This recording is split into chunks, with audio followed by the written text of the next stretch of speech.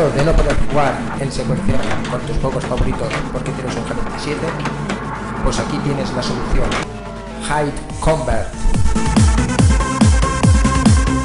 En tan solo 2 minutos podrás disfrutar de tu cambio secuencial en tu G27 sin perder garantía alguna. Lo primero es sacar el pomo del cambio.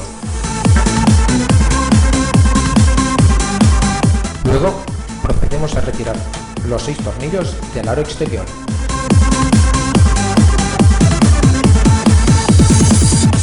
Sacamos el capuchón y colocamos nuestro Hide Convert.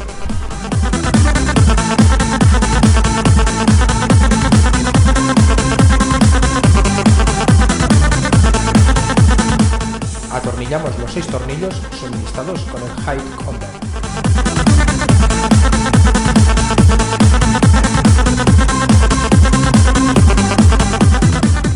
Colocamos de nuevo el pomo en el cambio.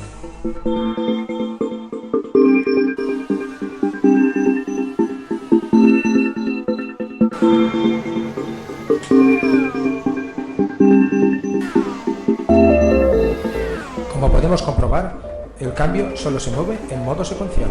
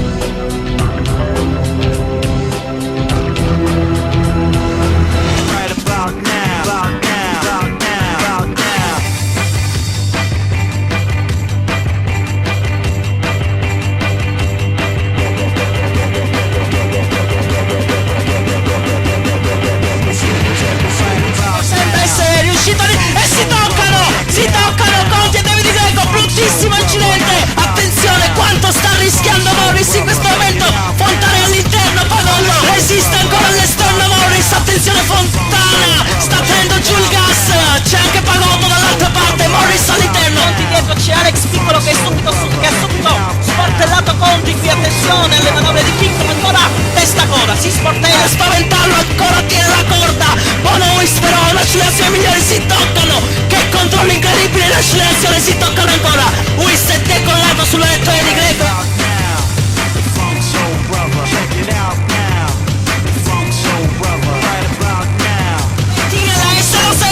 Supera avanti ma poi perde il controllo del posteriore, si gira in mezzo alla curva e coinvolge anche Fantinati.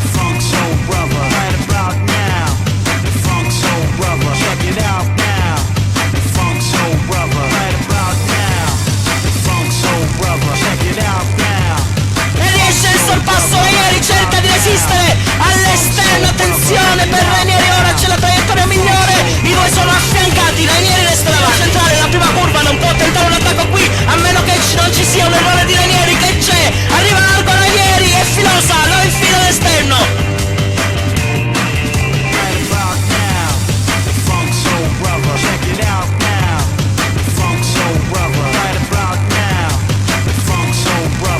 Così che vanno le corse a Pecco Fontana, taglia il traguardo e va a vincere questa prima gara del campionato italiano rF2.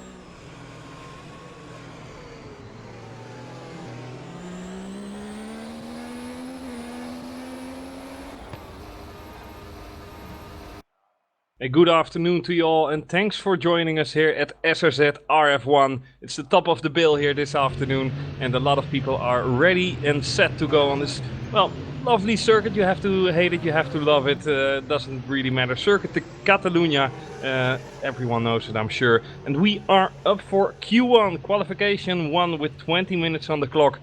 It's gonna be a hell of a battle. Let's see if Conti can win this again. Obviously won the race last time around, and he is doing a great job in the championship standings with that win. So for him, he can continue that streak, but first things first, qualify 1. Already a lot of people going out on track. Basically the major names are staying in. But trust me, they already did a lot of laps during the build-up towards the qualify. Don't know any test figures about these guys, but guarantee you they will be quick. And David Greco is looking really strong in this championship. He seems likely to have a stake in that if it's on his choice, but you know, you have to fight every inch of the way for it. I'm really happy to see an old school circuit like this here. I mean, we basically have no runoff areas. If you run wide, you really run wide, and you know, there's no real tarmac like the last corner of Monza to slow you down or to save the mistake that you just made. Really a bit unfortunate with the V6s here. In my opinion, is the short shifting. A lot of energy saving, a lot of fuel saving as well for all of these guys.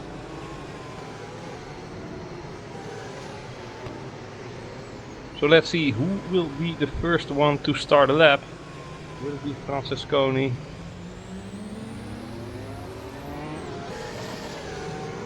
Well, doesn't matter, I'm going on board with Michael Francesconi. Let's see what he can do in this early part of qualification.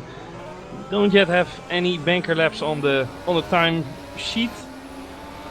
It's a little bit predictable with 18 minutes to go out of 20. The top speed of Francesconi, 3:18 he puts on.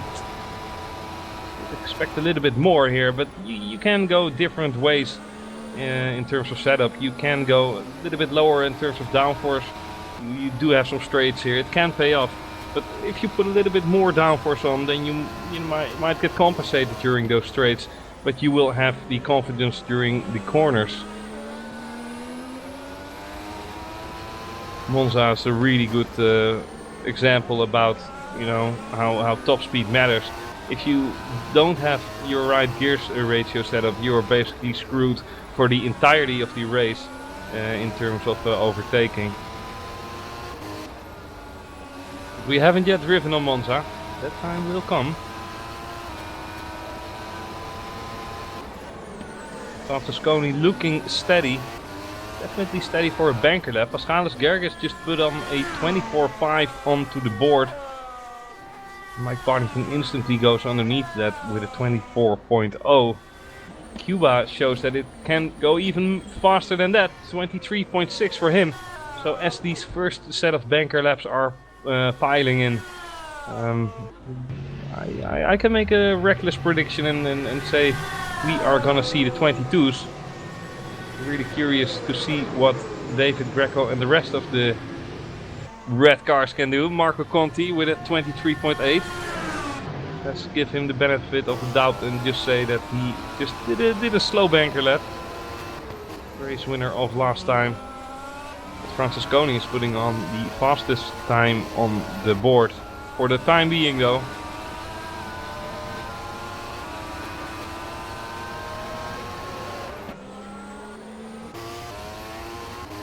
Really a tough field today with 28 drivers. A lot of drivers cannot take part in qualification. Really sad to see. Don't know the entire list, to be honest.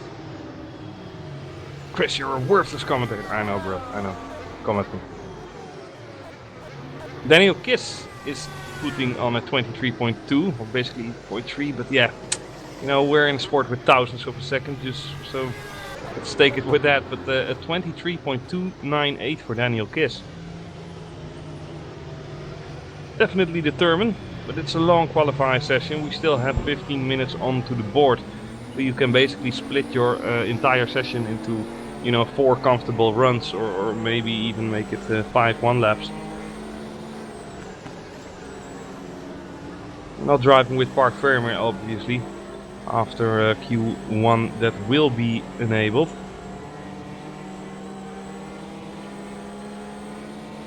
I'm really curious to see, because a lot of guys on the end of the track are really piling up to form a train in order to you know, get a little bit of space in between them and their fellow competitors, and therefore enforced to get a good grid spot. But if someone's behind them still on the flyer, that might be a little bit problematic. Haven't seen that yet, but might go off. Oh, and Cuba Brzezinski goes wildly off the track. That's a set of Pirelli P0s well into the bin. Hopefully we can take a replay on that. It's in turn 3, and he is just carrying too much optimism, too much speed into that car, and it just loses the rear. And tumbling on he went. And that was the last thing we have ever seen about Cuba. I'm afraid, for the good or for the better or for the worse, we are gonna see a lot more about this young Polish guy. Definitely one of the talented racing drivers in my opinion. And well, whilst I'm not always right, I am pretty accurate. And I'm sure you guys at home you know, are with me when I say that Cuba is a fantastic driver in the making, and already is a, well, a mini Max Verstappen, you know, Max Verstappen Jr. So a lot of guys on track now, basically the entire field. I did read about people who weren't able to qualify.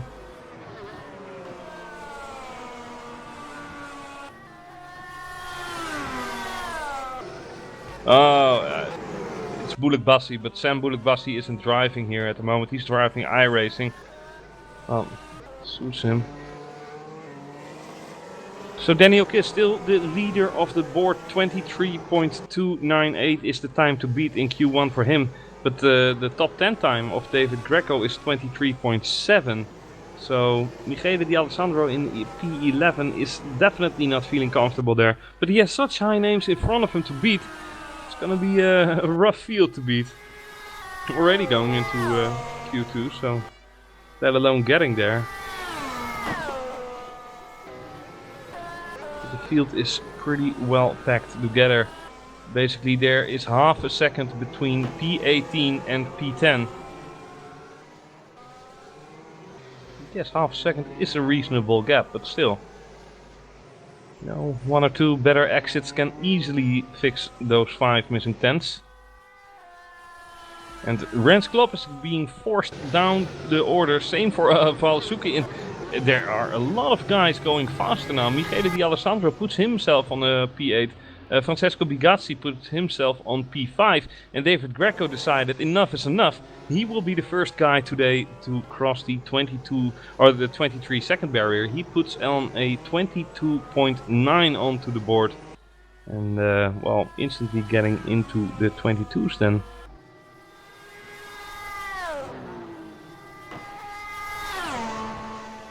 So that means that a lot of these guys who were safe just a minute ago will have to go out again. Rens Klopp was in P9 and he's now in P13. Just in a matter of seconds. Hopefully some guys in the back can do a better job as well. I mean, James Sadler, a race winner in Formula Sim Racing, not in World Championship, he'd wish, but in Pro. Nevertheless, a fast guy. Daniel Benefield, also talented. He was really fast in Australia, I remember, or in Malaysia. So yeah, it's a tough field. But even Marek Godek, who won races in ASEN, is basically, you know, a one-lap wonder in WC. Sorry, Marek, but you're fast, but only on 1 lap in FSR. He's in P20. Paschalis Gergis, very respectable name, in P19. He finds himself a little bit of traffic there, but still 10 minutes on the board.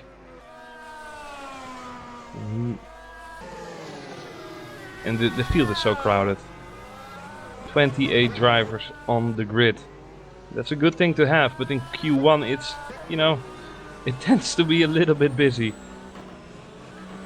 Nevertheless, 20 minutes to get your flyer in, and I'm sure that in 20 minutes time you might find at least 1 or 2 clean runs, if not more.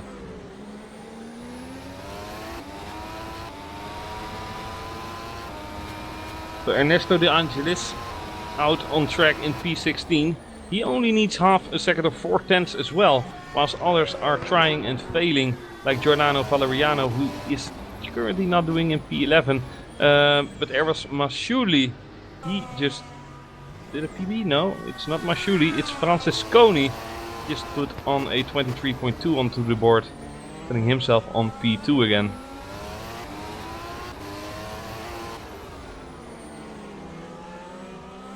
But I would be really happy, not only because he's a personal friend of mine, but if Ernesto would be, you know, at least in the top 10 qualify. I mean, he's basically the oldest guy here, and he will kick me in the nuts for saying that, but it's a fact. And you know, to show this young generation how it should be done, that would be awesome. Especially young punk asses like the Alessandro, who are way too fast. At least in all their series, that is. I haven't really seen much of him in SRZ, but he is always a front runner. At the moment he's struggling though, P10 for him, and maybe he can improve this time around. And indeed he did, he puts himself in P8, that's nice. Not so nice for Mike Partington, he finds himself in P10 now, just on his way for a flyer. But a lot of positions here shifting. Cuba Brzezinski, who put it on a time of P6, P7 just minutes ago, is now P12. Things are changing by the minute. That's what we love about racing, or what I love about racing. And hopefully we won't see a boring race like in Malaysia. I mean, I literally fell asleep. So Cuba puts himself back into contention with a P9 for the time being. That means that Patel's now in P10 and Mike Partington is out for the moment. All these names and not in the front, it's really amazing to see actually. David Greco just chilling in his pit box, having none of the care, none of the worry of not getting into Q2, I'm sure. And he has 6/10 to spare between him and P10, and he's the only guy into the 22s.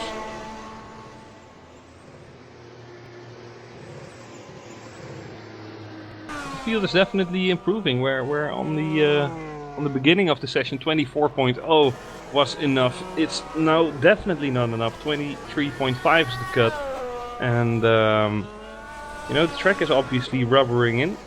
And the track is you know, maybe getting a little bit hotter, but definitely rubbering in more. That means faster lap times for these guys.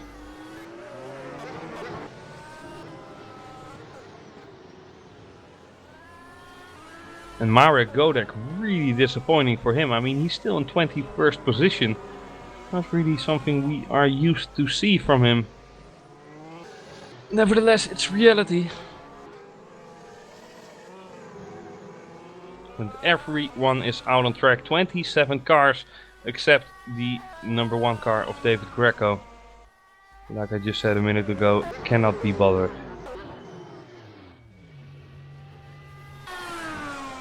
Rens Klopp in P14, he should be able to get a better lap time this time around, or maybe the next. Mike Partington should be able to get into Q2, but you know, the first 10 names there are really, you know, no joke. Maybe some surprise in Giuseppe Lino, but maybe I'm making a fool out of myself because I never heard about that name.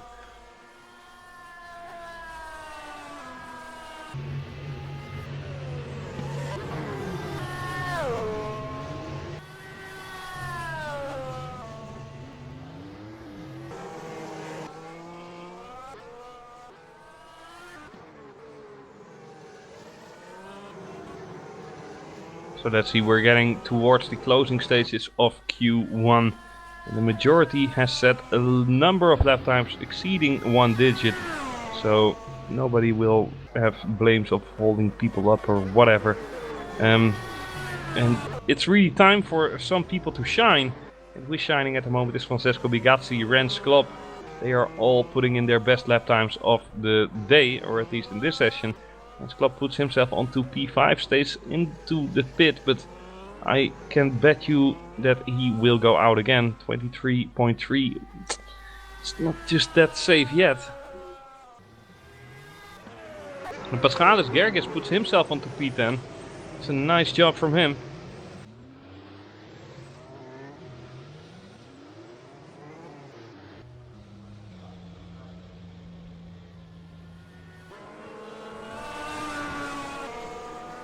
And even Bigazzi goes out on track. Or maybe he just wants to practice his Q2, I have no idea. Certainly not saving any fuel or tires going out on his outlap.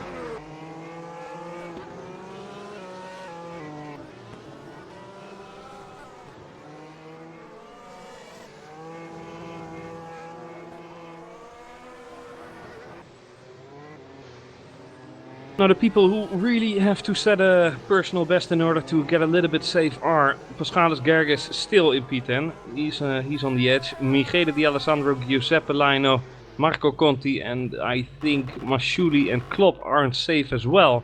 It's gonna be a tight battle if you notice that on P11 there's Brzezinski, P12, Mohammed Patel, runner-up in the WC series in FSR, Mike Partington, also a podium contender in WC in FSR, so really not the least of names.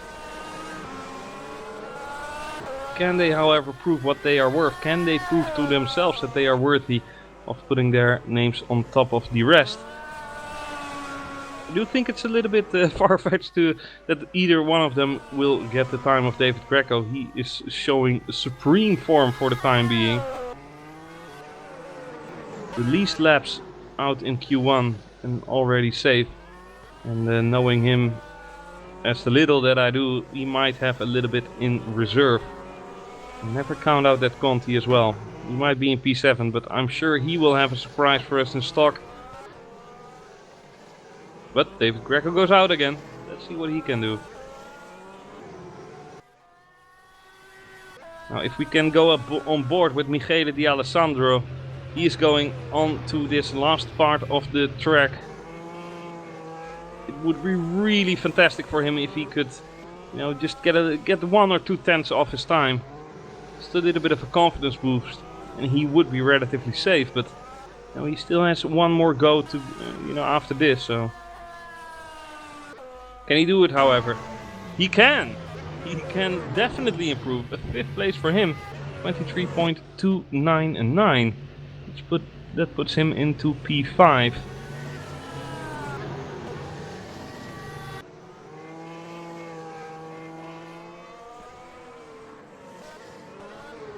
Mike Partington in P13, he needs 1/10 at least to stay in the top 10 qualify. But he is in P13 at the moment. Can he do it, however? He cannot for the time being. If he's really quick, then he might be able to do another lap. And I think he is quick enough.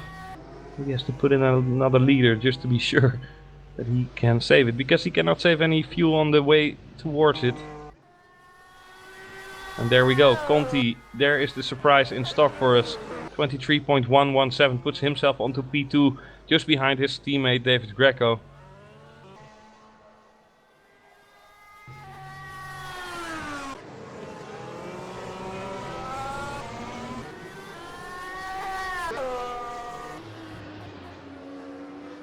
Now 1 minute to go.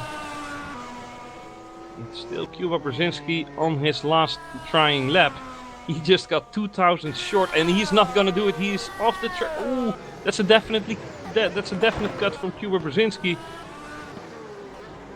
But how the hell did he manage to get that car onto the track? I mean, that would be a definite spin. He was well beyond it, well onto the grass, and he kept his foot in. Amazing stuff here from the young Polish guy. Seems that he's overshooting this corner a little bit though. He's in P11, so he has to... Oh, that's way too early. That's way too early. He knows it. And it's done. He's really frustrated, and he's showing that frustration. But behind him, there are still people driving. That's not really sportsman-like, but I guess the disappointment is real. I can blame someone for that as well. Now Mike Partington, he will cross the start-finish line for his last try. We have 8 seconds on the clock remaining. So who will be the last guy? Falucci will not make it. The flag is out. So we have a lot of these guys misjudging the last point. I think Marek Godek will be the last guy to make a run for it, but he's not showing any promise for the moment.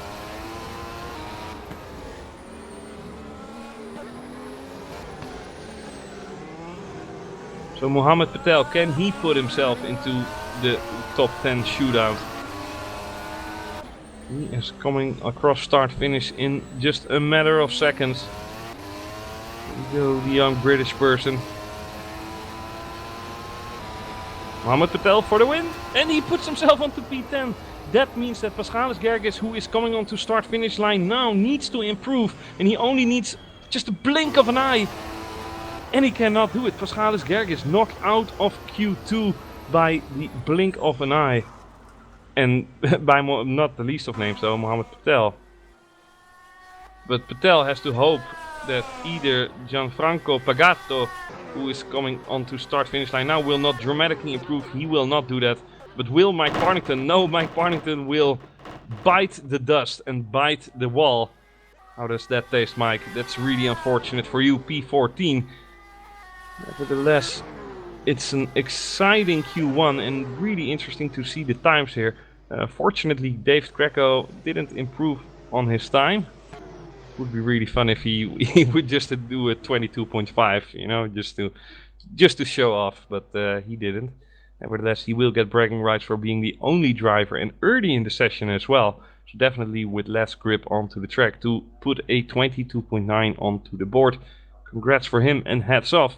But for now, it's Greco, Conti, Bigazzi, Laino, Michael Francesconi, Daniel Kiss, Michele Di Alessandro, Rens Klopp, Eros Masciuli and Mohammed Patel that are going into Q2.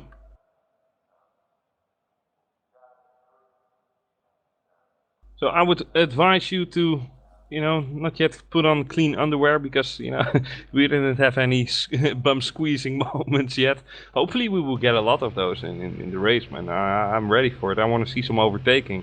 But yeah, it's interesting to see how much of a fuel saving these drivers have to do, how much of conservative driving they will have to perform, otherwise they would not finish the race, which I think is complete bollocks. I mean, I like the fastest racing as possible. In my opinion, every lap should be a qualify lap, but yeah, you know, maybe that's just me. Well, everyone has 6 laps, so 2 fast runs in total. Let's see who will make the most of it.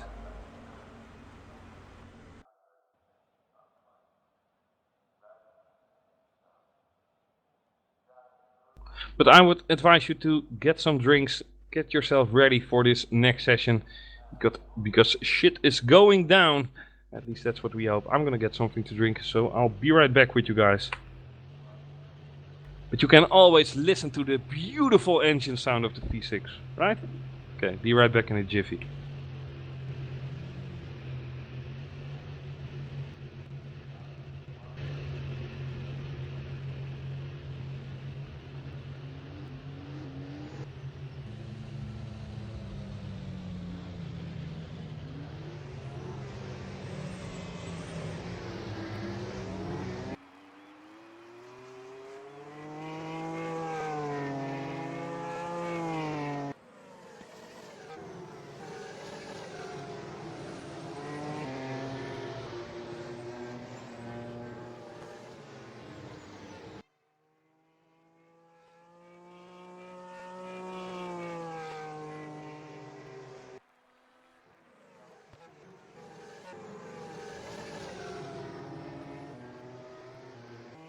And there we are back again, back for more. Nice to see a lot of drivers already going out on track. Yeah, I just needed to get some water. I mean, from all the talking, your mouth or your throat gets really dry. Maybe if someone is listening and your name is not Ron Squire, just join the SRZ TeamSpeak and, you know, come sit next to me and let's have a wonderful race together now. But to get more on a serious note though, this Q2 session will be demanding in terms of concentration from these guys. I'm sure that David Greco wants to stay ahead of his teammate Marco Conti, who might play just a little bit of head games with David. They obviously both know from each other how fast they can go, but you know, there's always that, you know, 10th in the moment where you are a little bit faster. I am going to go on board with David Greco.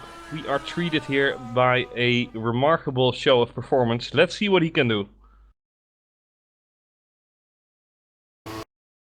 Also edges out 318 kilometers an hour. Showing a really conservative and controlled line through turn 1, but that means that his entry into turn 3 or turn 2, but that means that his entry into turn 3 is much faster, and we saw him carry a lot of speed through turn 4. So he's definitely looking up to par, definitely looking concentrated and ready to do the job. And look at the confidence while steering in, going onto the throttle again. These cars have immense torque. You might think twice about going onto the power. It's obviously always a feeling. You don't drive, you don't race watching your meters, you race with your heart and a little bit with your head.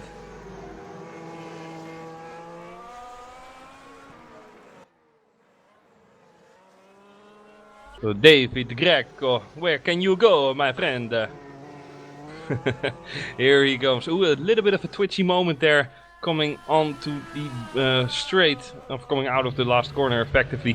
Nevertheless, 23.486 for him in his first try out. He knows that is a lap that he will not be satisfied about, and he knows where he can gain his momentum. And he instantly goes out again, with 6.5 minutes onto the clock still. But he knows he can catch up with at least 2 or 3 tenths if he doesn't make the same mistake in Sector 3. For the rest though, it's Marco Conti who is beating Greco without that mistake, but nevertheless he is only 0.06 of a second faster. Still a lot of guys needing to go out on track, like Giuseppe Lino. Daniel Kiss is going into his first flyer right now, and Muhammad Patel, the guy who always times his qualify laps right, is going out right now, on track at least.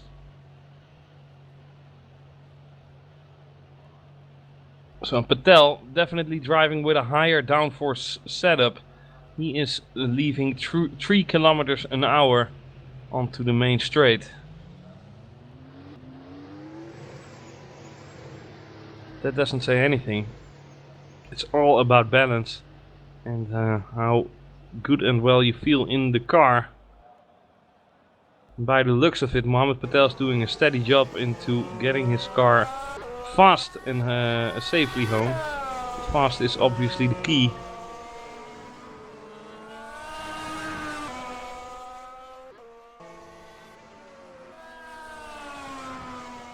And I do expect that Bigazzi can do a better job. I mean, 23.925 even in Q2 settings, but he should be, well, at least, I don't know, top 3 maybe.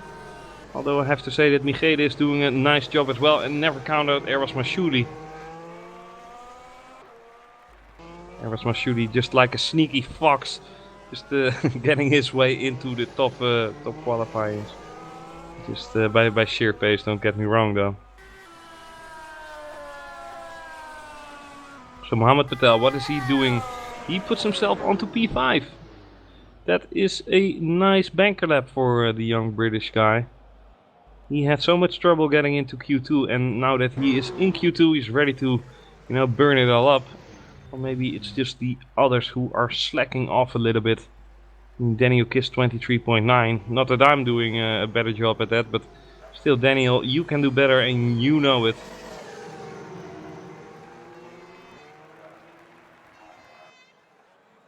Now let's see what the red cars are doing.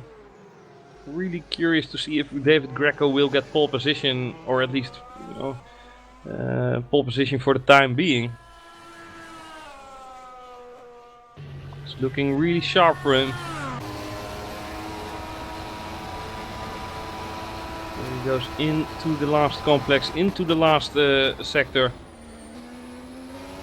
The stupid chicane here. I mean, I love the old track where you would just go flat out. You know, those were the days. Okay, David Greco, here he comes. He has a better exit on the last corner of the track, and it puts him on provisional pole position for the time being. 1.5 tenths is the difference. So he will be glad that the ball is now on the part of Marco Conti. But will Marco do it? He will actually. He will. 23.286. And David Greco is screaming his helmet off, I'm sure. But for the time being, it's Conti in P1. Michele D'Alessandro already did his stints. Maybe Masciuli, who only has a few more corners to go. Or maybe just someone else. I mean, I've talked to some people, literally 3 or 4, and they all said that Francesco Bigazzi will win this race. But I haven't seen any testing data or whatsoever. I'm just complete blanco.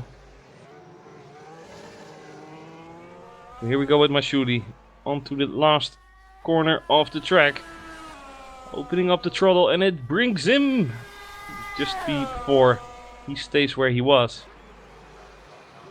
Well, nothing to be ashamed of.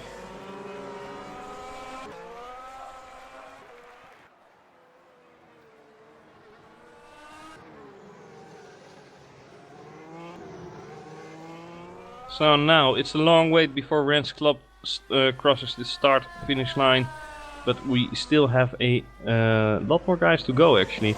You know, Kiss is doing a nice job in the meantime.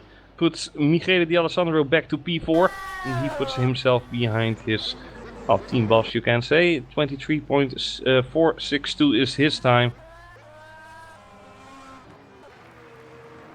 As Patel is going on to start finish right now, teammate of Kiss.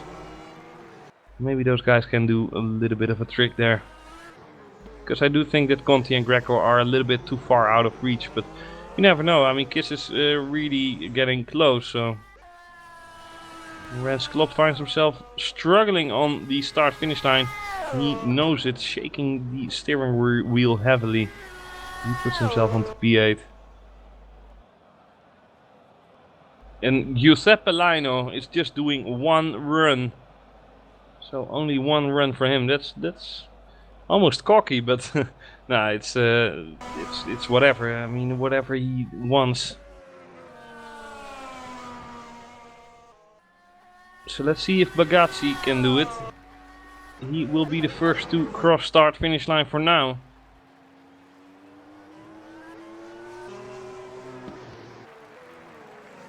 Looking steady, but also a little bit insecure in the middle of that corner. Takes the apex nicely. Keeps it well and controlled. And also a little bit of a traction problem there. And it's so tricky to get that right. Definitely on the green stuff there. He does gain 1 place and puts Mohamed Patel to P7. But for how long? Because Patel is crossing start finish line. Did not do it though.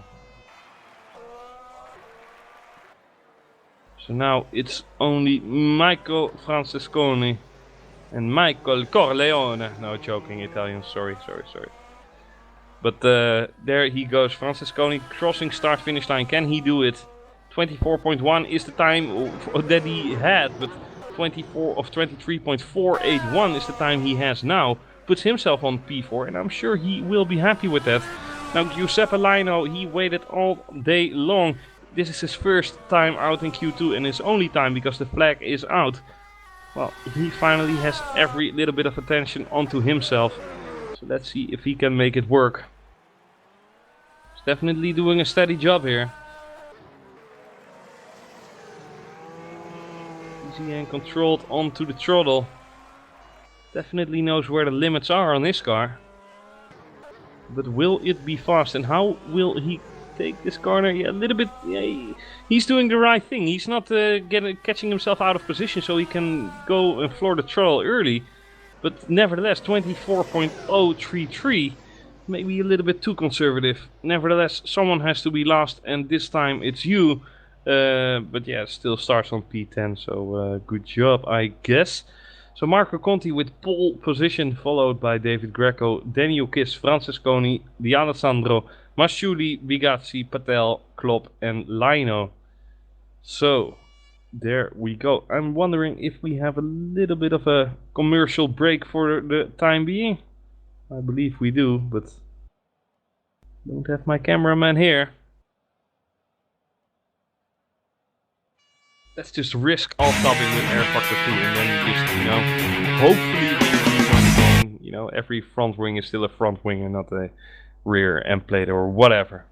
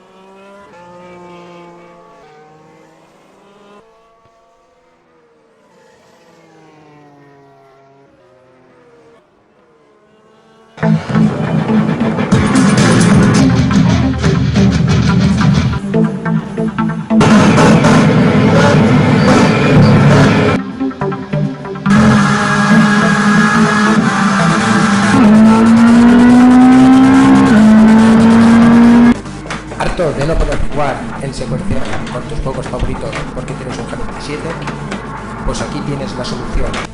Hide Convert. En tan solo 2 minutos podrás disfrutar de tu cambio secuencial en tu G27 sin perder garantía alguna. Lo primero es sacar el pomo del cambio. Luego procedemos a retirar los 6 tornillos del aro exterior.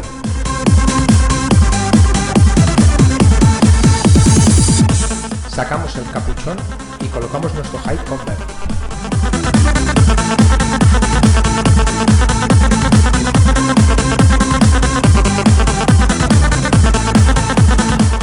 Atornillamos los 6 tornillos suministrados con el Hide Convert.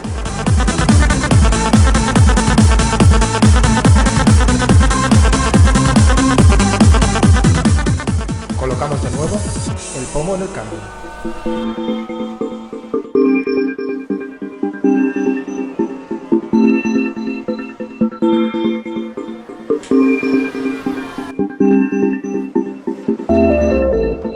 Como podemos comprobar, el cambio solo se mueve en modo secuencial.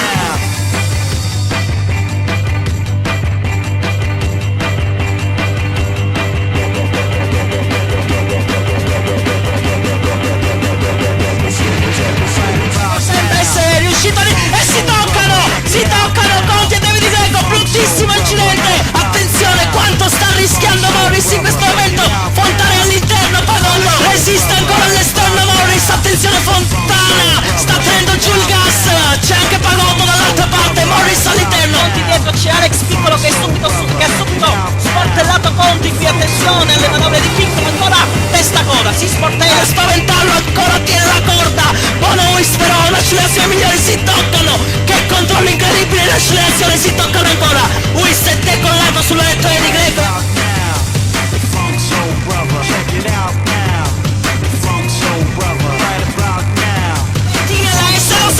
Supera Matti ma poi perde il controllo del posteriore, si gira in mezzo alla curva e coinvolge anche Fantinati.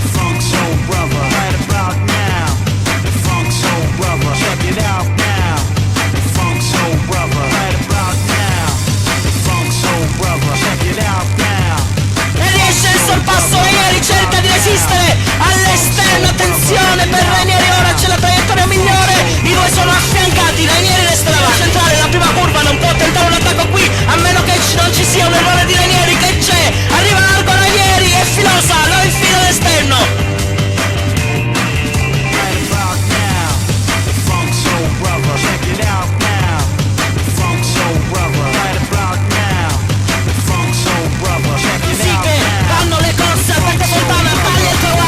E va a vincere questa prima gara del campionato italiano rF2.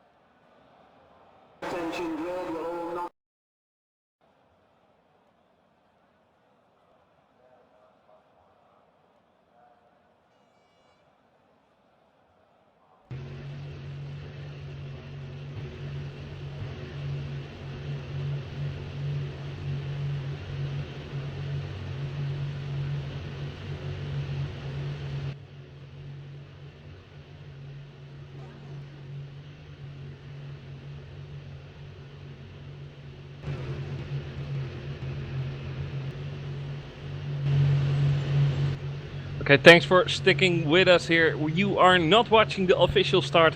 We are just doing a practice start of the race. And let's see how these drivers will cope with that. Yeah, practice starts, anything can go wrong. You can get away with it. But you have, you know, an infinite amount of T-cars. But yeah, let's see how these guys get along with it. The red lights are going on and going off right now. And everyone seems to be okay. Away, relatively safe. Marco Conti not getting overtaken by the rest, but David Greco is having some problems. Greco, ooh, and a massive crash carnage here. I don't have enough awards here to give out. Holy moly! This is insane. This is absolutely insane. So we have 1, 2, 3, 4, 5, 6, 7, 8, 9, 10 DNFs the first lap. 11, 12, there we go. 12 DNFs the first lap. 13, 14, 15. So 12 drivers passed the first corner. Holy shit. Literally 12 drivers passed the first couple of bends. Insane. These guys are crazy, man, these Italians. I'm telling you. But tremendous fun, though. Tremendous fun. Oh, this is gonna spell trouble with a capital T, though. So we're gonna do another practice start here. Let's see if these guys can keep it clean. I mean, I never seen that actually. 12 freaking drivers after the first few bends.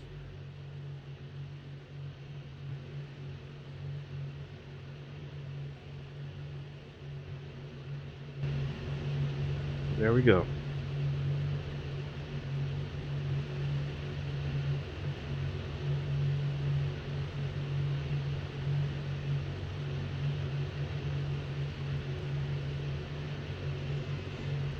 Oh.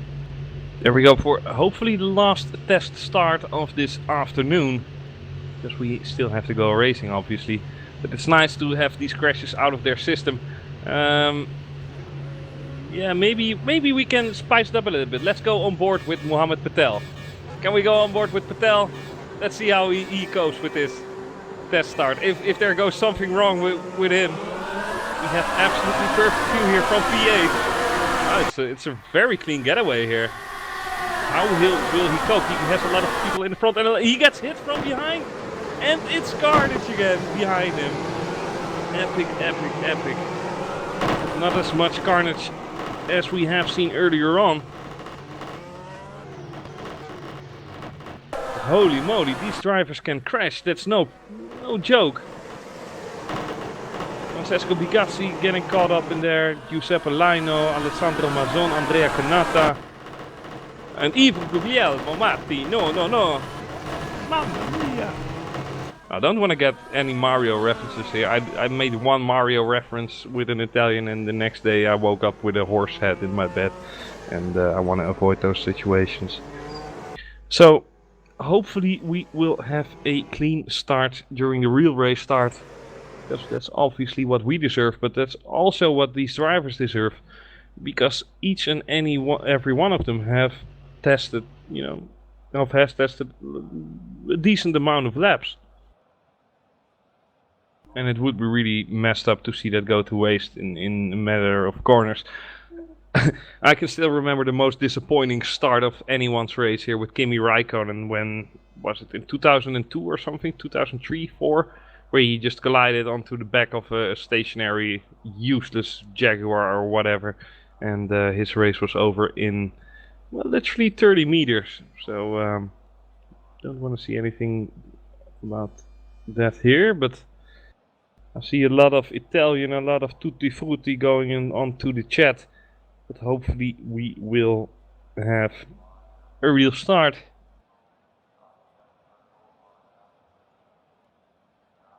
And yes, we will.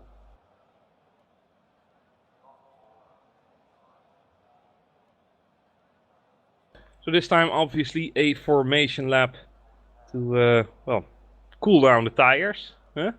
And but hopefully warm up the brakes a little bit. That's the most important bit, that you have heated up brakes.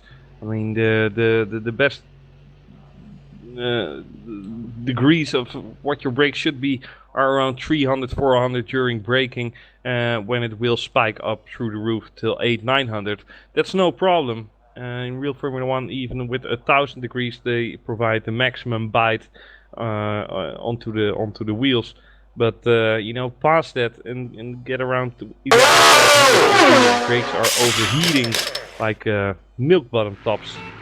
So let's see who can cope with this the most. And also the pressure, obviously, of saving a lot of fuel will become relevant during the later stages of the race, because it's simply not doable in the race here with the about.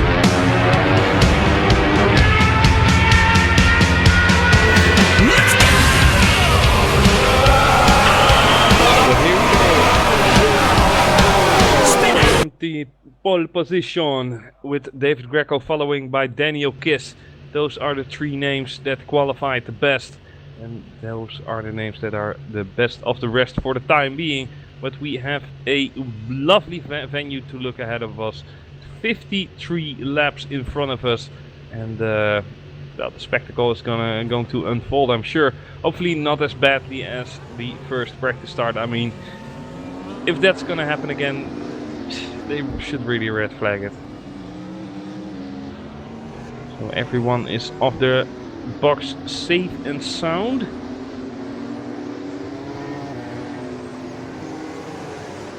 That's a good thing.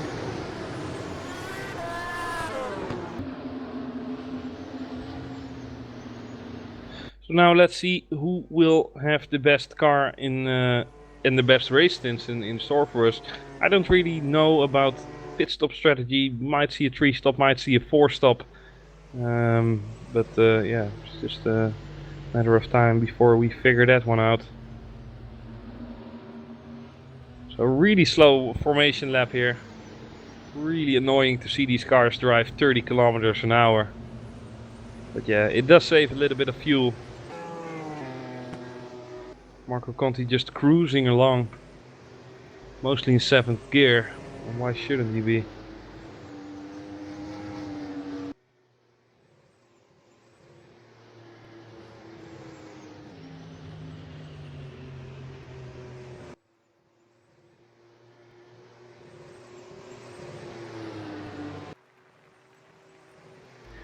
So let's see, 28 cars onto the grid lined up, ready to give us the best show possible. And well, hopefully for these cars, they're gonna give it to us. They owe it to us after what they did in the previous races. And well, previous races, didn't see the last race though, but I have to say that in Malaysia it was pretty boring.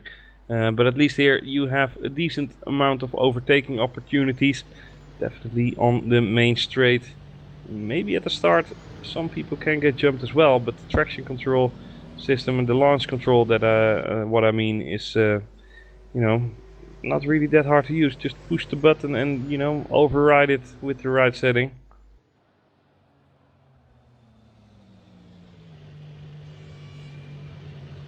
Nevertheless though, Conti is lined up, so is David Greco. Daniel Kiss and the rest are following closely. Exciting times here. Happy times. But how long will they last for the rest of us?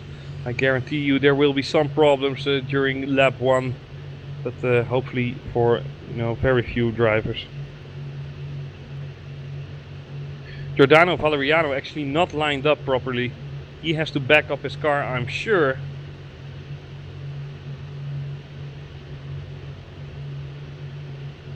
Oh, no, it seems that we are going, the lights are going on. We are here live from Catalonia and the lights are off. Marco Conti with a reasonable start there. He has to instantly defend from David Greco, who is getting alongside by Francesconi. Daniel Kiss in P4 gets himself a little bit stuck, and the rest of the pack. Oh, there's contact, there's massive contact on the front.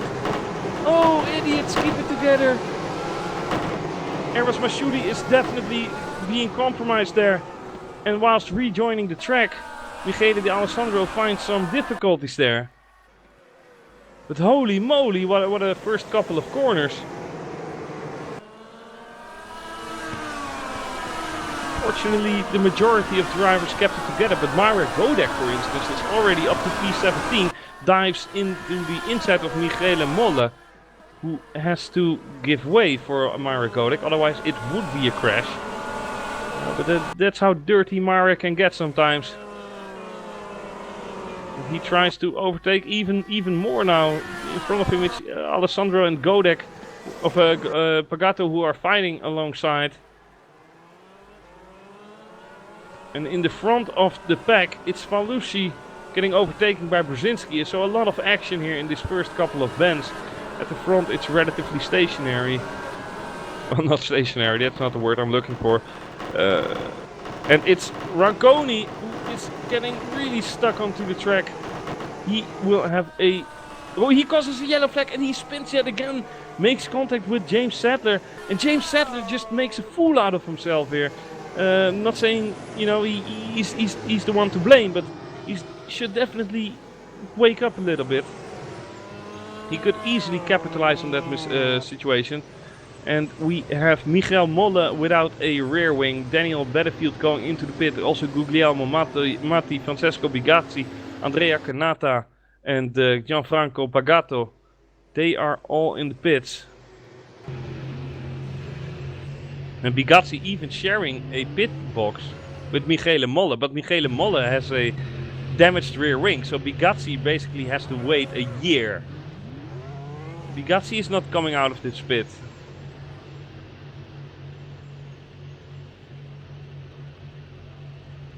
Oh.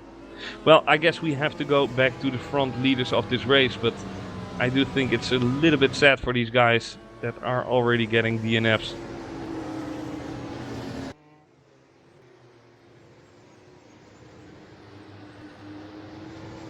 And Francesco Bigazzi tries to push Michele Molle out of his pit box now. He wants to get inside, obviously. Well, let's go onto the front of the race. He can finally make his pit stop. But it seems that we have a safety car indeed. And that might be the wisest decision as well. So safety car out on track. And the race is completely neutralized from here. To see who made a brilliant start. Rens Klopp definitely did a fantastic job there. Giordano Valeriano as well. And Mike Partington made up some places. He started P14, I remember. Kuba Brzezinski gained 1 place. Not really that good, not really that bad. Ernesto De Angelis, he made some places up, just like Danny van der Niet, who made up 6 places, astonishingly. And James Sadler, who started last on the grid, he finds himself now on P19. So definitely some winners, but also some losers, unfortunately. But for these drivers, it's already nice to have some fuel-saving laps behind the safety car. And they can just adjust their strategy later on in the race.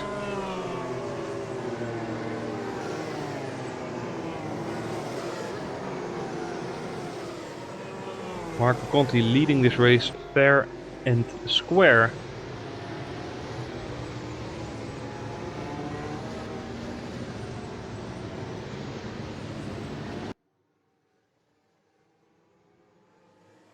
The rest of the pack obviously just following. There's not really much to do in the moment. I mean, not really much action behind the safety car obviously, but I do think that it will go inside the pit after this lap. If there's a rule about that or an automatic system or whatever, I don't know. It's nice to have the feature in rF2.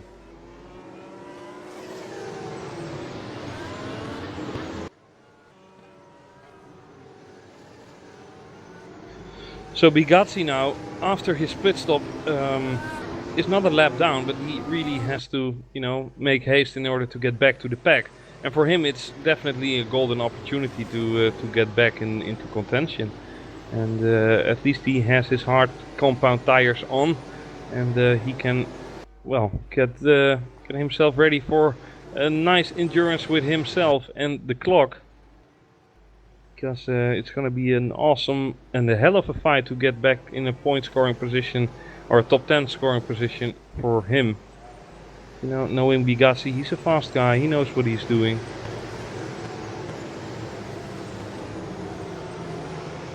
Still got some ground to catch up though. That's the thing though, you don't want to share any pit boxes with anyone. Not at the same time at least. But Marco Conti is racing yet again, and we are off with the green flag. And not really any overtaking maneuvers here. Maybe Daniel Kiss onto Francesconi. Francesconi defending, but not as much as you would expect. And he makes contact with Daniel Kiss, but only slight. There was nothing Francesconi could do there. He gave enough room there. Patel instantly knocking onto the door of Francesconi now. So those... And Paschalis Gerges made a crash, I believe. Yes, he is into the barriers. It's race over for him. What happened there? That is really, really weird. He basically got hit out by Mike Partington. Mike, what are you doing there? Oh. That is something I'm not used to see Mike do. I mean, Partington is a really fast driver, but this was definitely a clumsy move. Nevertheless, it does mean that a lot of these drivers get into the top 10 now. Kuba Brzezinski is in P9, Ernesto De Angelis is even in P11, having started from P17 or such. And Danny van der Niet in P13. Michele D'Alessandro in P12 can do a lot better than this. He qualified P6, I believe, P5. But he finds himself now in P12, like I said. And now it's a matter of top speed for D'Alessandro. I mean, can he get past by speed alone? I mean, if you don't have the right gear ratio, you're basically stuck on the rest of the track, and you have no opportunity to overtake. But Ernesto De Angelis goes really defensive, but he basically lets him through. Really, really weird move from Ernesto. But maybe he just doesn't want to battle with Michele and thinks you go ahead and make life miserable for Palsuki and Brzezinski. But yeah, it seemed like he went off throttle.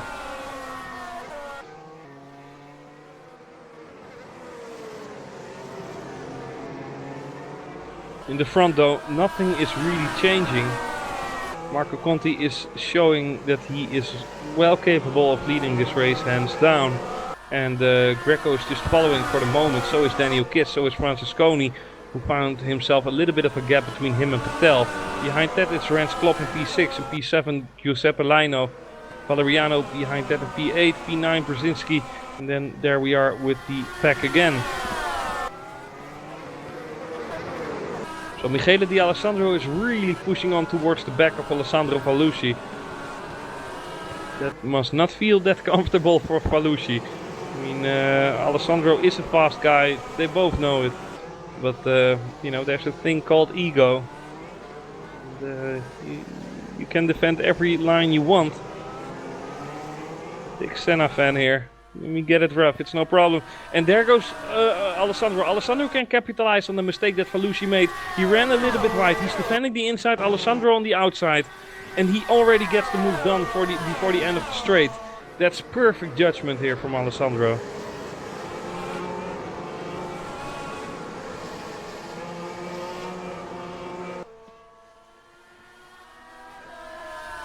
Mike Partington still continuing onwards though. But it must not be nice knowing that he made a mistake that caused someone to DNF. And even a guy I'm sure he likes.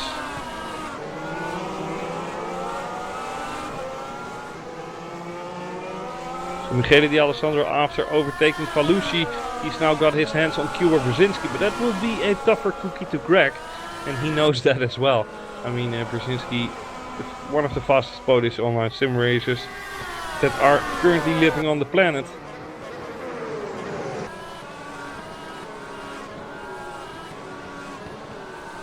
I mean, Nikodem Wisniewski is also definitely in the top 3, and you know, those are the only 2 drivers I know from Poland.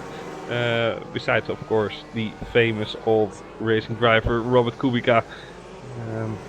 But yeah, let's not get carried away here. The Alessandro now onto the main straight, and can he do something with Brzezinski? He obviously has the DRS, and this would be really hard for Brzezinski to defend, and next to impossible even. And he has no choice but to just slide on, continue onwards, and hopefully get revenge next time around.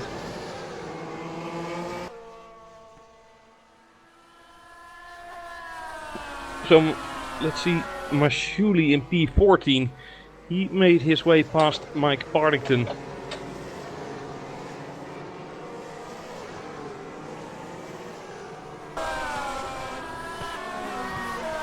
Unfortunately, to see that Guglielmo Matti is driving in P27. At the moment we have one DNF, and that's Paschalis Gergis after that unfortunate accident with Mike Partington. But nevertheless, we still have 27 drivers in contention, and that's a really nice thing to say.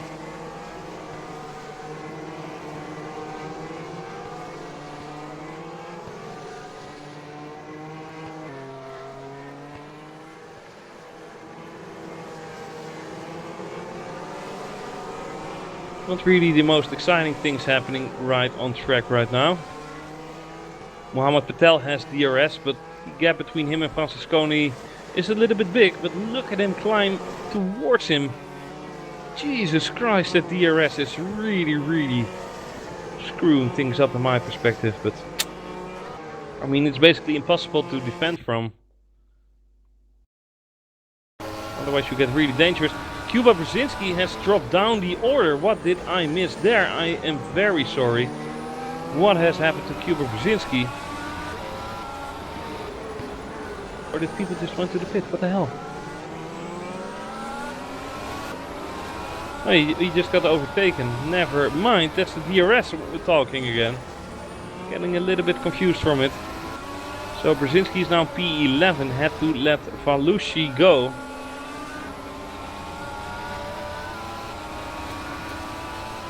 This is something I did not expect from Brzezinski, but you know, it happens. Behind him now is Ernesto De Angelis, but maybe for the sake of Brzezinski, he can cover with DRS on the main straight. This little bit of useless straight with DRS is really the top of useless. But that's the trick, I mean, getting each other back with using DRS. Not get caught up in any trains, and Michele D'Alessandro was a little bit unlucky. At least he's in clean air right now and he can open the hunt on Valeriano. But let's see what Brzezinski can do. He's under pressure from De Angelis, but maybe he can pressurize Valushi here. Although I do think that the gap is a little bit too big. And yes, it is.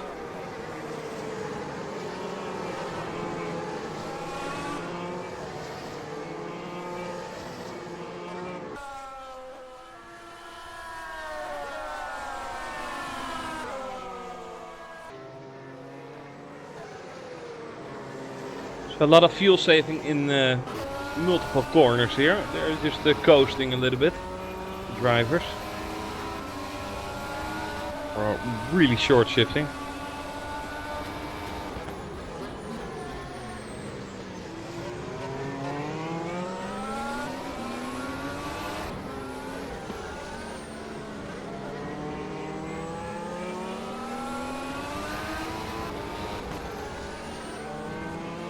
Kuba Brzezinski now losing out on Valushi. I would have definitely betted money if I could and had on Brzezinski getting a top 10 spot, but it seems that he's finding it really hard to find his rhythm. Obviously driving in dirty air and having pressure from behind isn't a little bit favorable as well. Maybe in later stages of the race. In the front it's the same old. I mean, Conti and Greco are really controlling this race. Daniel Kiss just has no answer to the young guys in front of him. And it's just a matter of tenths each lap. You know, I mean, after 9 laps it's only 2.5 seconds. Kiss is losing, but that's rapidly increasing with that mistake of Kiss. Horrible mistake from the young guy. And that instantly loses him some seconds even. Fortunately for him, he didn't touch the grass, he didn't touch the sand. He can continue his way relatively unscathed, but still lost out 1.2 seconds with that mistake. It's not something you want to happen, but better it to be in the later of the early stages in the race than the later part.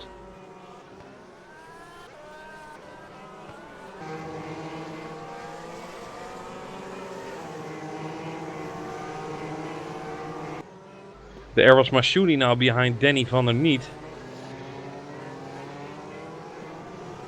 Danny van der Niet winning a race in Ace last year in Formula Sim Racing. And Mashouli in contention for winning WC races this year in FSR. But this is a completely different discipline.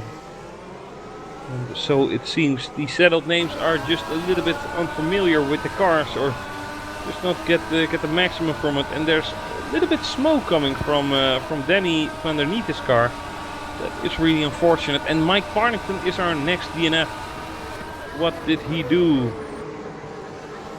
Rage quit. Mike Parnington rage quitted. Oh well, that happens, I guess. Bye bye, Mike. Maybe he just had an important phone call. You never know.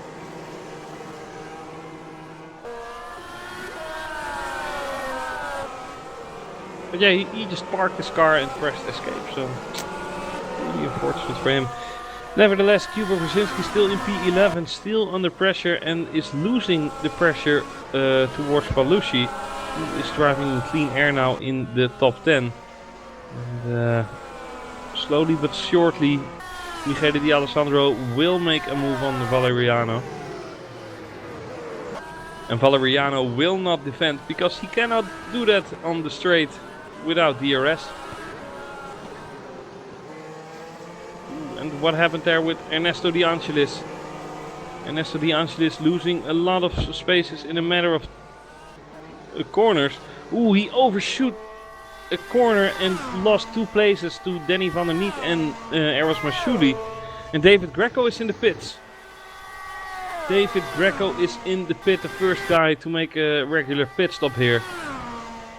And he is going on to the hard compound tire, but where will he fade off? That is the question. He will fade off right behind Ernesto De Angelis. It's not a really nice position to be in, but he has fresher tires. So I think he can, you know, make his way up to the pack relatively unscathed, but let's see. So with the departure of Mike Parnington, we have Kuba Brzezinski. Oh no, not Kuba Brzezinski in P10. That's obviously because of the pit stop of David Greco. And Mike Parnington was in P14 when he DNF'd.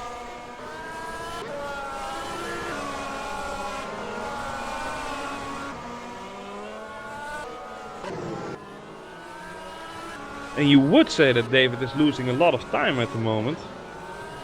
And who wouldn't?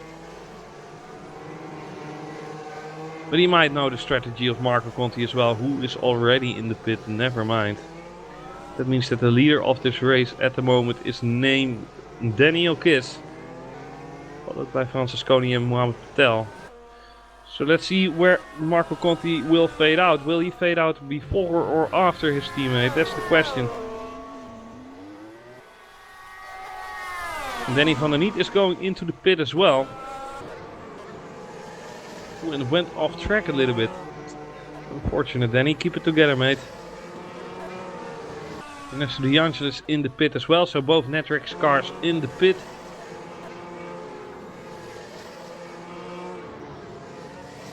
And Conti has come in front of David Greco. And he came out in front with 2.5 seconds. So definitely Marco Conti in favor there. Making the better pit stop.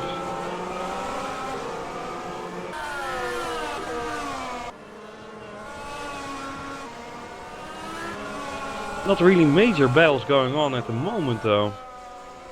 It's really frustrating to only see DRS overtaking maneuvers onto the main straight. And yes, it's realistic, but you know, also a little bit boring for the drivers even. It might even be dangerous on the main straight. I mean that speed difference, it's epic. Daniel Kiss coming into the pit as well for his pit stop. So is Francesconi, so is Patel. Valeriano going in as well. Rens Klopp. So a train of pit stops here. And that will undoubtedly give the lead back effectively to Marco Conti. But at the moment it's Giuseppe Laino leading this race and Michele D'Alessandro following closely.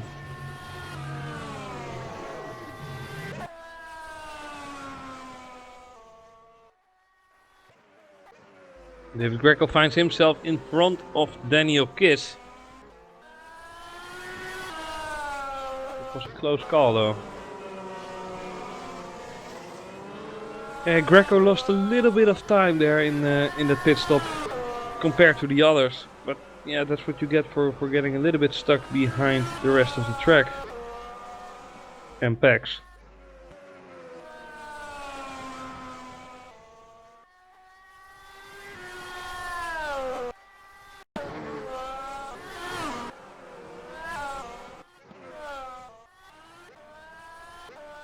So let's see how far Laino and D'Alessandro can stretch it. So their gap is only decreasing by the sector even. Conti eating away this difference, but it would be nice for Alessandro to just, you know, exceed his pit stop window with 1 or 2 laps. Could pay dividend later on in the race. He is going into the pit right now though, so is Laino. The only one who has not pitted outside of the top from inside of the top 10 is Kuba Brzezinski, remarkably. He's driving in P2 at the moment. That's where I like to see him, always in the front of the field. Just not going his way this afternoon, it seems.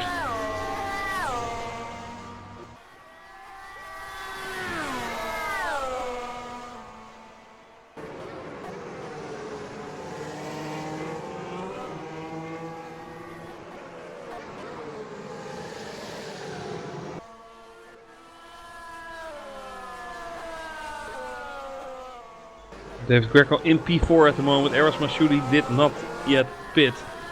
So he will go and leave that position after he made his pit stop.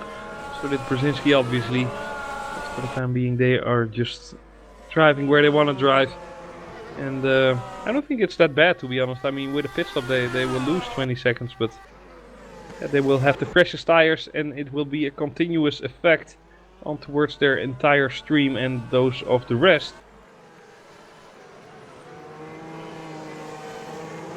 Or in that of the rest, I should say, with proper English. But you know those crazy Dutchies talking English, huh?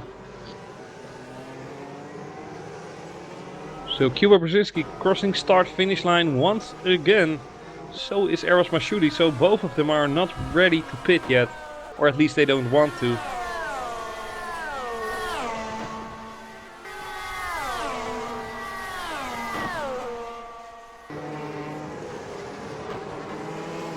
Rens Klopp doing a steady job at the moment in P8.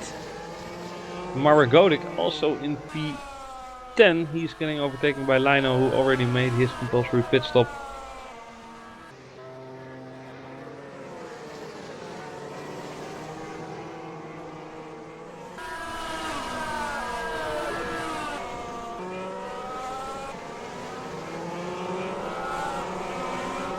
And James Settler, who started last in this race, is driving in P13 at the moment.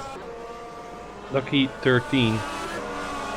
Number of Pastor Maldonado in real Formula 1. Talking about some retard there.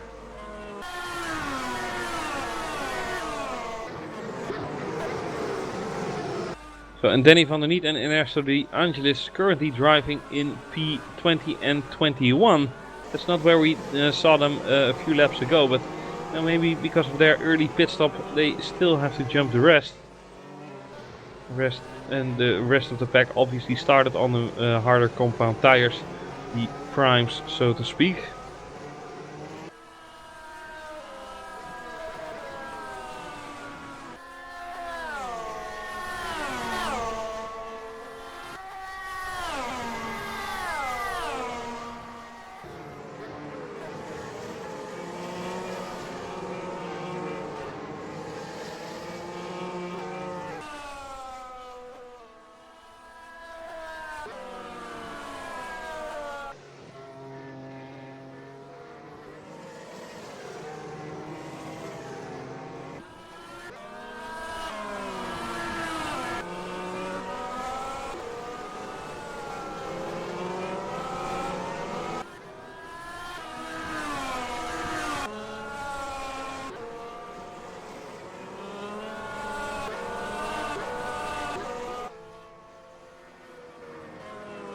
So let's see how the rest of the race will cope.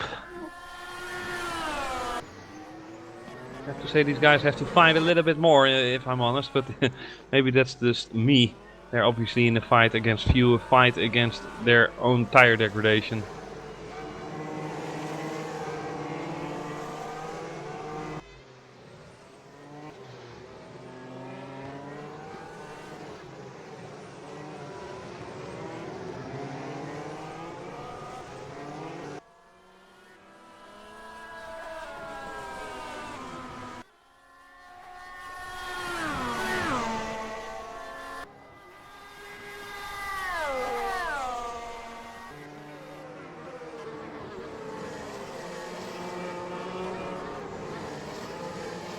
Let's see, hopefully they manage to save enough fuel to give us a little bit of a battle in the end, hopefully.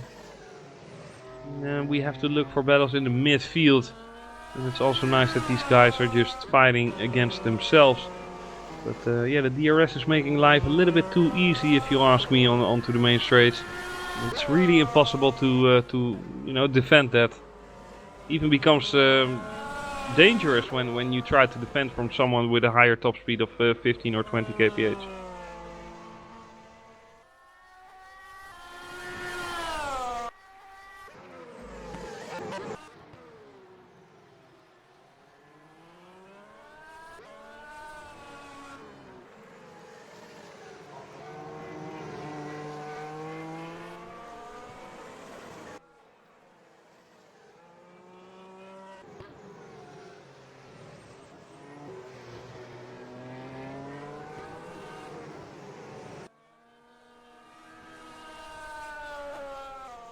Brzezinski though still driving in P10 after his pit stop, so that's a good deal for him actually.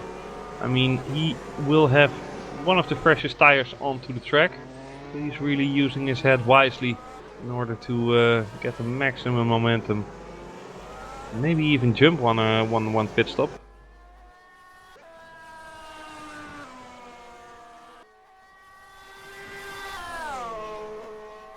I don't think a strategy of 2 pit stops is preferable, but I do think it's doable though. If I'm watching Kuba Brzezinski, if he pits again in like lap 30 or something, 23 laps onto the hard compound tire onto the primes, that should be doable.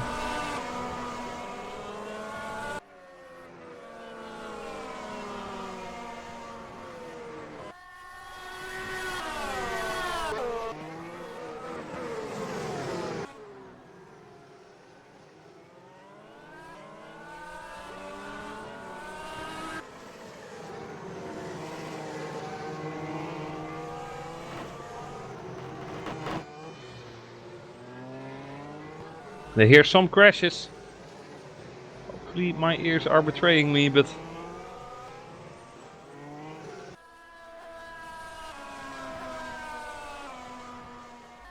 unfortunately no drivers off the track just yet. The last driver to DNF was unfortunately Falucci.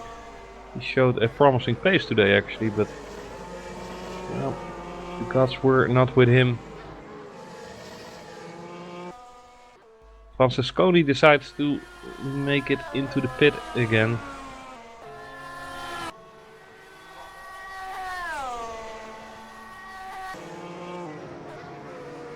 And Bigazzi, such an unfortunate guy, had to start with almost 1 lap down. He was really fortunate that the safety car came out, but that basically saved his race. And out of sheer pace, he's driving in P12 now.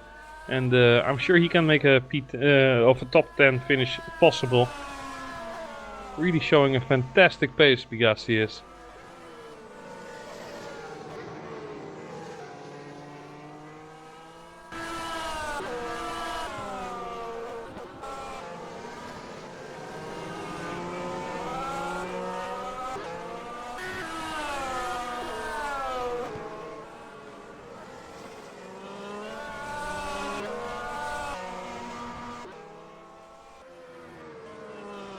So Conti now 5.2 seconds into the lead, and Daniel Kiss is getting closer and closer to David Greco. but it's a little bit off and on, lap by lap. Daniel Kiss will not have DRS this time around. That's a little bit problematic. It's instantly saving 1 or 2 tenths for Greco, but behind that Patel and Klopp and Lino are just in a race of their own. Gaps are just steadily 3, 4, 5 seconds apart from each other.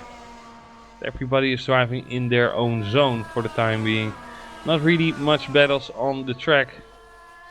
Pagato and Bigazzi going into the pit. Hopefully for Bigazzi he will have his own pit box now. And indeed he does so. Good job.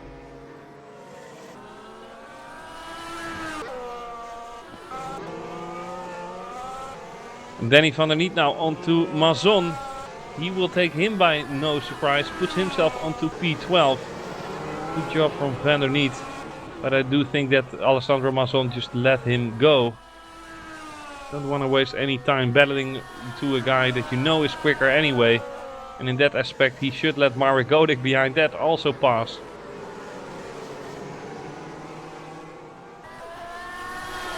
But you never know, you can't look into a driver's head.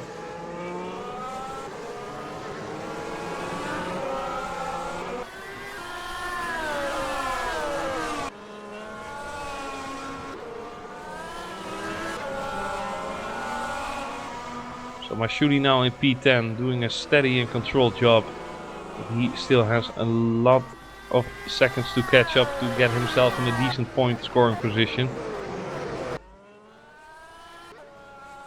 And in the front, the pack of the field is just so spread out. I'm really not used to that.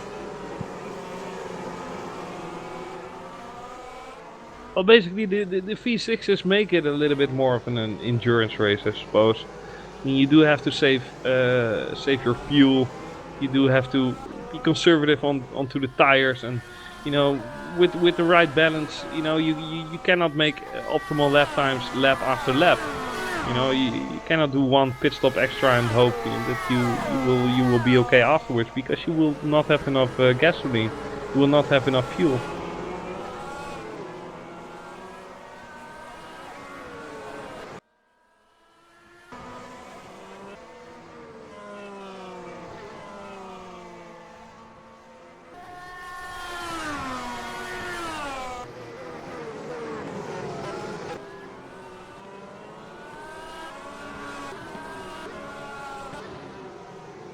So Conti now already lapped Michael Francesconi. That's really unfortunate for Francesconi. He showed a lot of pace today. But, definitely a crash making his life miserable. But Marco Conti now lapping Kanata.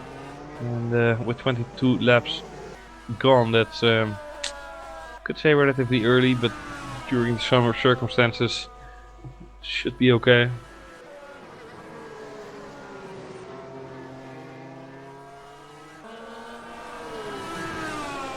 Kanata instantly lets Conti go, so Conti will not have any problems or delays whatsoever. And that's the way to do it, like he is not there. Just get off the racing line, get your blue flag out of the way, and let's go. Tony Fernandez, team boss of Caterham once, or whatever that name was called. Team Air Asia, horrible joke. But once suggested that we should get rid of the blue flags like back in the day. Which was horrible actually, the drivers having none of the care or none of the notice of who is leading the race. Yeah, back in the day.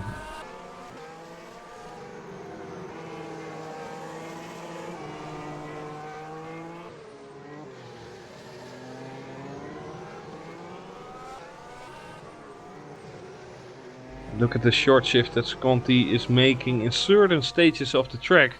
And he just knows that he will have the amount of fuel that he needs. But having that calculation, you know, that's really unfortunate as a racing driver. You want to go flat out, you want to go onto the maximum. And definitely if you just get overtaken or if you're in a battle, you tend to not, you know, take notice of those factors as much as you would in normal circumstances. But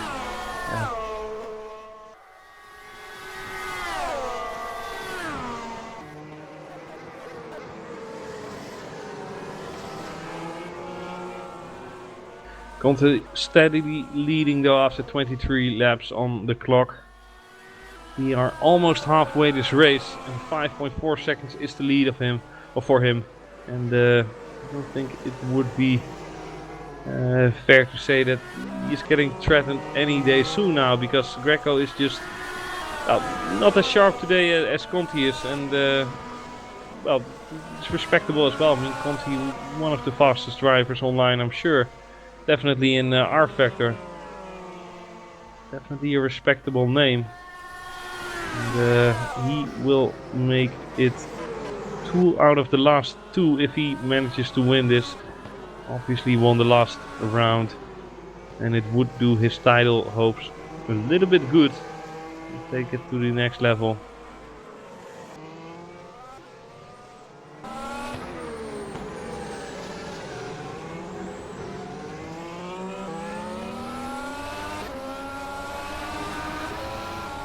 He's really fuel saving into turn 3 in the last couple of corners. Just coasting and lifting a little bit. Really ugly to see, but necessary. Necessary evil.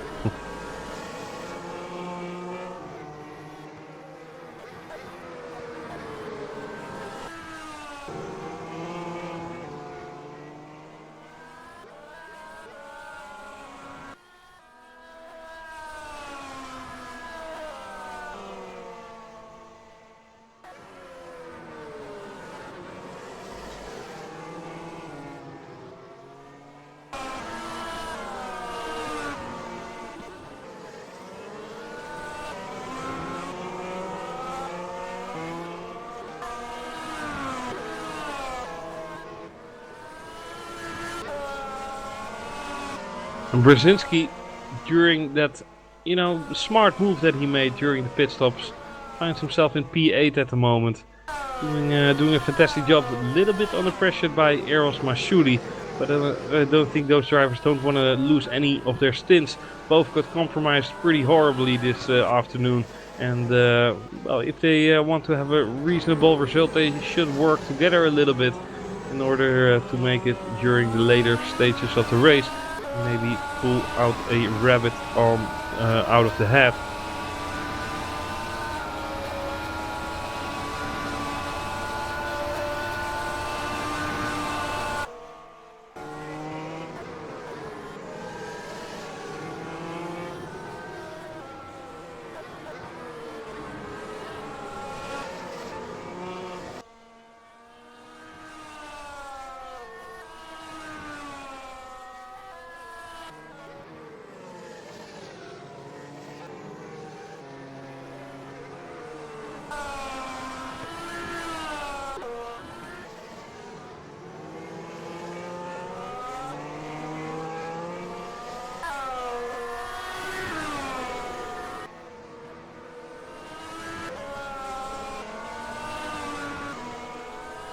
Meanwhile, I did something I should not have done, and that's all tubbing.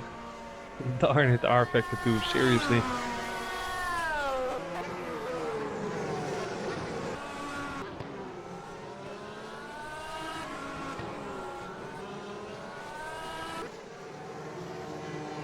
So pretty interesting to see what will happen during the later stages of this race. At the moment, people are just driving their own stints and maybe try to save up enough fuel for the race to get really interesting in later stages. I mean, basically, if you battle it out now, then you won't have any guarantees. If you have 3 laps to go, you can give it everything you've got.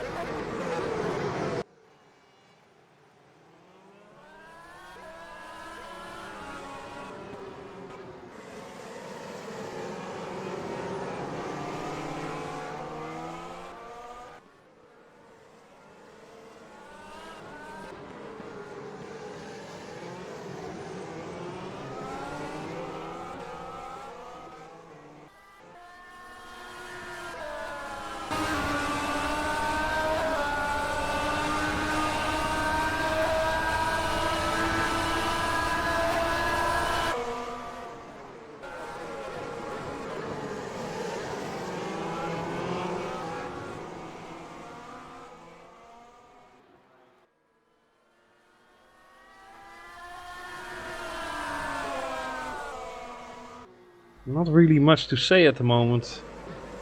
Apart from the fact that Giuseppe Lino and Michele D'Alessandro are fighting a little bit severely now. It's getting a little bit out of hand, but Michele knows that he will get the DRS detection any day soon. And then there will be no chance for Lino to escape.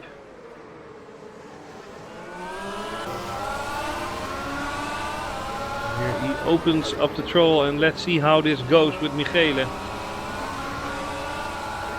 As the DRS wide open and instantly gets past.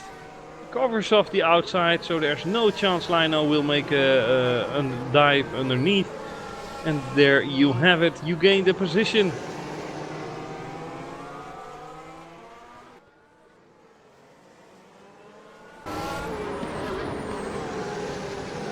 It's really frustrating to see.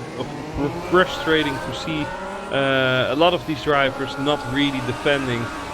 They just, deal with it. They just try to come to terms with it and try to live with it. And they just let each other go. Sometimes that's the smarter thing to do when you just realize you're not the faster driver. But on other defenses, I mean, like I said in the earlier parts of the broadcast, it's so incredibly dangerous to just close the door on a guy that's coming on your gearbox with a speed difference of 10 or 20 kilometers an hour because of that freaking DRS. So. But Michele D'Alessandro doing a fantastic job into, sustaining the damage a little bit less than he did get early in the race. I remember him driving in P12, now he's in P6. Continue onwards in this fashion and you will be P1 at the end of the race, but I don't think that would be a serious thing for Michele. I mean, he will already be happy he got rid of the back markers or maybe the midfielders and just got himself up to a nice scoring point position. But maybe a top 5 is even possible, who knows.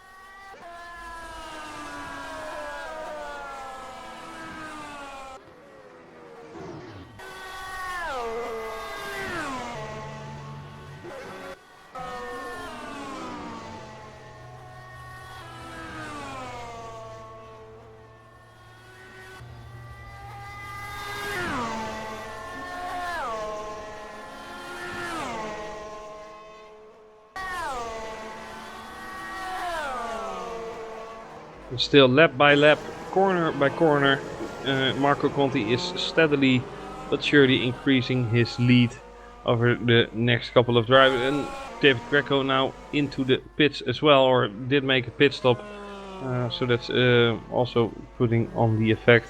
But before that it was 1 or 2 tenths each lap. Give it just a little bit of time then and you will again get into the seconds of difference.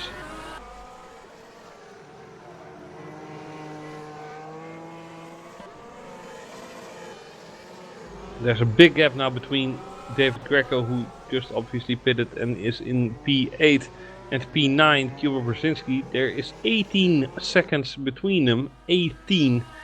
It's a big gap.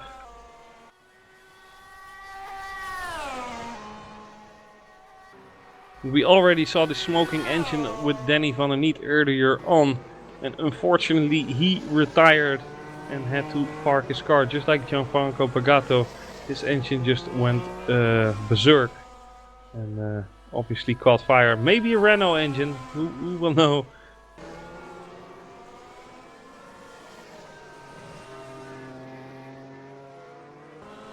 But I have to say that we have relatively, few drivers who DNF'd. Few drivers who won't make the end of the race. So it seems.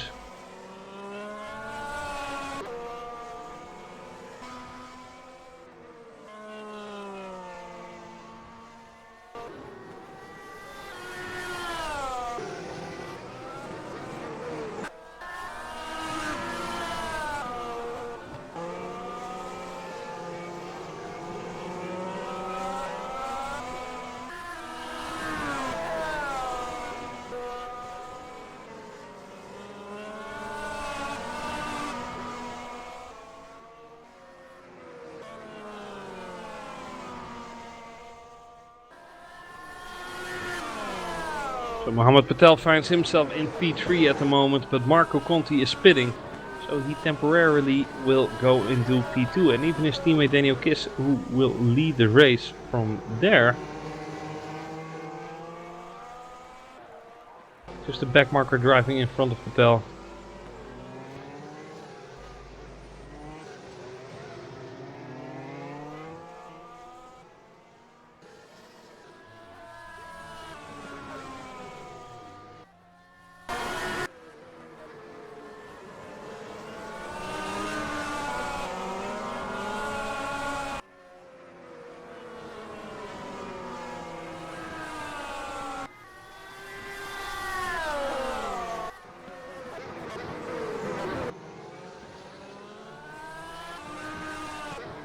So Daniel Kiss must feel at home driving into the lead of this race, and it's a known territory for the young Twister racing driver. But unfortunately, I don't think, unfortunately for him at least, I don't think he will get this lead down to the wire, down to the end of the race. I do think that Marco Conti and David Greco have just put it on their last set of tires for the remainder of this race. For them 22 laps to go. It's well, basically do or die. They will finish the race on this lap, or on this stint of tires that they put it on last lap, I'm sure. And otherwise, if they wouldn't, they would definitely show us some amazing lap times. Rens Klopp goes into the pit as well. Daniel Kiss is in the pit. And Mohammed Patel is leading this race, also with his pit light on, but nevertheless he will lead this race for a lap. GG, well played Mohammed.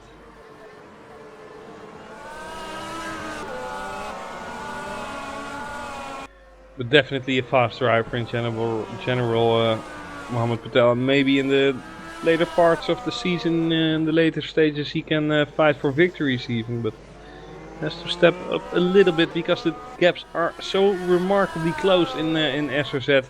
But after this pit stop you will still see him fall behind after the top 5.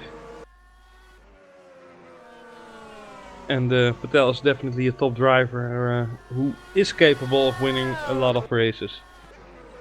But the rest is just doing a little bit better, I suppose.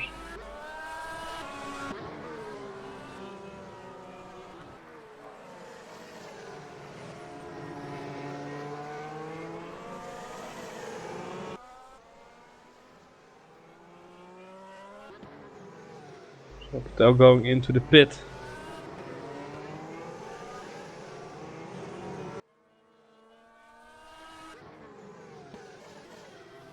That will give the lead back to Marco Conti, who is 7 seconds clear from David Greco, his teammate, who on his term is just 6 tenths clear of Daniel Kiss. Daniel Kiss coming really close towards his team boss now at the moment, but don't think he will be close enough for an overtake.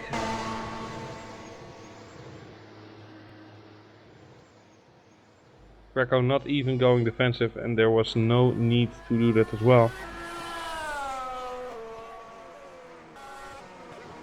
Daniel Kiss taking first corner in 4th gear. That's really obnoxious. But all but fine with these turbos. Give them vacuum cleaner, seriously. Just don't like the engine sound, that's all. because in terms of power, it's still Formula 1 territory. I mean, the cars are immensely quick, and also with the ERS, you just keep accelerating. People who really know and say the same, you know, you can't blame those, right? And also the lap times, also the top speeds, because in Monza we did reach 360 in real Formula 1, but yeah, the sound is just not present. And sound is emotion, you know. And, that's what we miss a little bit in real Formula 1 in my optics, a little bit of pure emotion.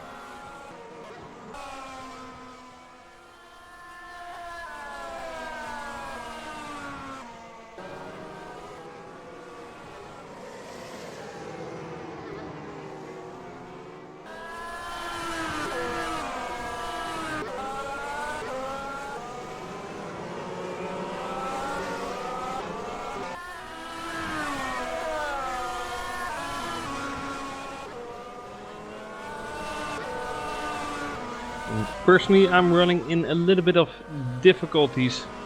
We try to fix that, but if it's not fixed, I hope to well, let me speak soon again. But